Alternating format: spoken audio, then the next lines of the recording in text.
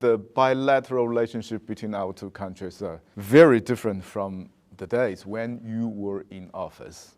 Many people, both sides, are worrying that today the bilateral relationship is becoming something unmanageable. So do you share the same concern? I'm concerned that the relationship has become much more tense and more difficult than it has in the past. And I'm concerned that without a serious effort on both sides, that it could get even more difficult. But I also see some evidence that both sides recognize the danger of that trend, and that there's a desire, at least if not to completely solve all the problems, at least to provide a base underneath the relationship to prevent this from becoming worse. So, we some positive signs recently. We see some conversation, dialogues, talks between the two parties. So what are the values of these conversations? And I think that it's the very process of having the conversations that begins to identify places where we can make progress. Even if we can make progress on relatively smaller issues, that can be helpful and create a positive momentum in the relationship. So I think it's really valuable that both sides are doing this, and across the board, across a range of issues, on economic issues, on security issues, on health issues, and all of those things that potentially could provide surprises to us. You also argue that the clashes between a rising power and established power is not an immutable fact of history. I think we have lots of examples in history where that hasn't been the case. And I think that each case is very different, right? There's no ironclad laws of history that says that these are the way things have to go.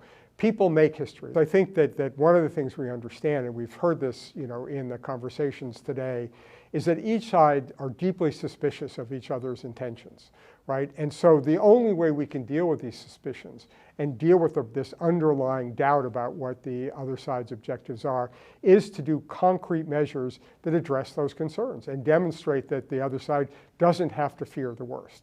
So I think the basic framework still remains really the only tool that we have to address these underlying suspicions. So it is very difficult, how can each side persuade the other that its goal is not hegemonic?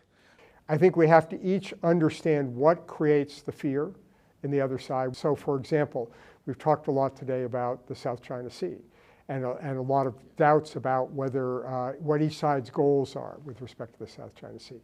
So I think each side sitting down and talking about, well, are there ways that we can work together that we aren't looking for a confrontation, and that we're looking for ways to make everyone feel like they have an opportunity to have their interests protected. So you mean competition can coexist? Absolutely, there's no question that competition itself isn't But you said that you don't love the word. I don't love the word because I think that the problem is that people focus not just on who's winning, but who's losing, right?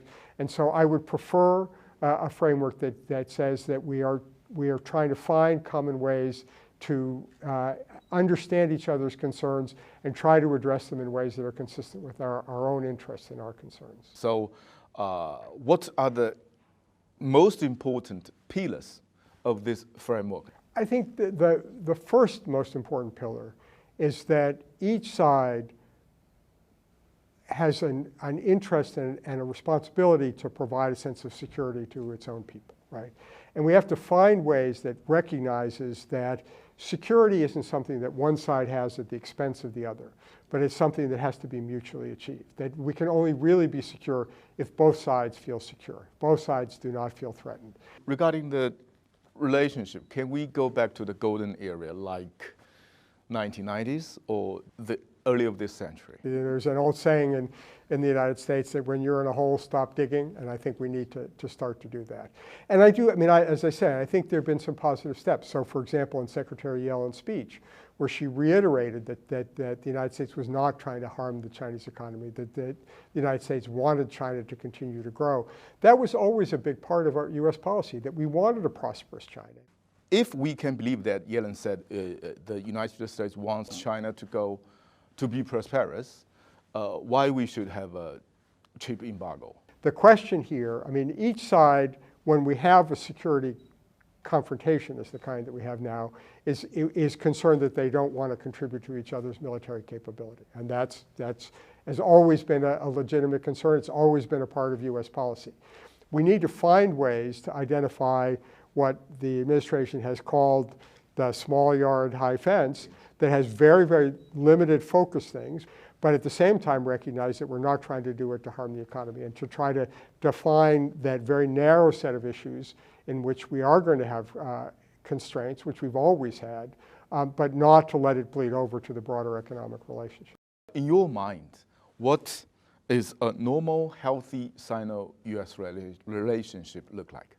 I think a normal and healthy relationship is one in which we have an extended dialogue around the issues of concern between the two sides, that we have a commitment to try to find constructive solutions for those sides, that we are willing to accept that the idea that we have our differences and that we don't necessarily accept each other's view, but that it's important for us to make sure that those differences are as managed as tightly as possible and allow us to work together on the cooperative issues where we have common interests.